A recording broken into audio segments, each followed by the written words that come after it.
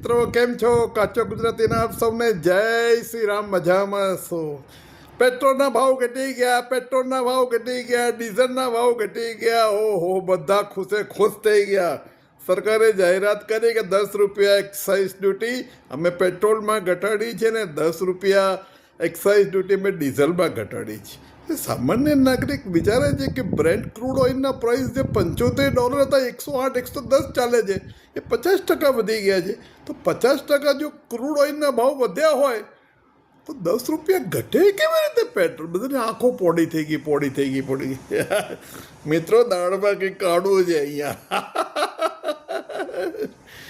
સરકારે શું કર્યું છે? પેટ્રોલના ભાવમાં 10 રૂપિયા એક્સાઇઝ ડ્યુટી ઓછી કરી છે. ડીઝલના ભાવમાં 10 રૂપિયા એક્સાઇઝ ડ્યુટી ઓછી કરી છે.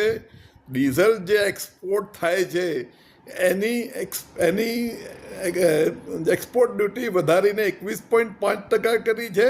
અને એવિએશન ફ્યુલ જે એક્સપોર્ટ થાય છે એની એક્સપોર્ટ ડ્યુટી વધારીને 28.5% કરી છે. એને આજે ડીઝલ અને એવિએશન ફ્યુલ એટલે કે પેલું જે એરોપ્લેન્સનું ફ્યુલ, એ બંનેની એક્સાઇઝ ડ્યુટી વધારીને ગવર્મેન્ટે સારું એવું કવર કરી દીધું છે.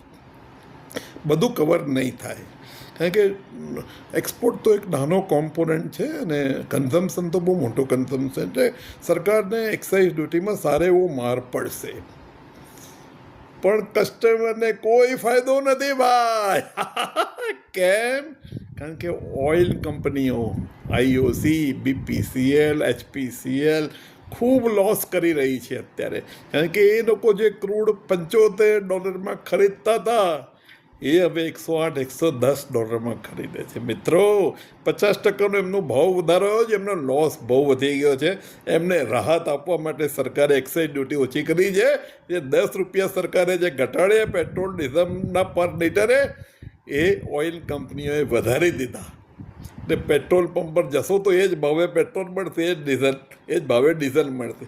આજે હું પેટ્રોલ પુરાવા ગયેલો, મેં ભાઈને પૂછ્યું કે ભાઈ સરકારે જાહેરાત કરીને કે 10 રૂપિયા એક્સાઇઝ ડ્યુટી ભાવ કેમ ઓછા નથી થયા? તો કે અમે એ જ કહીએ છીએ સાહેબ, પણ આ પેટ્રોલ પંપવાળા કરે તો ને વધારવાના તો ફટાફટ વધારી દે, ઘટાડતા નથી.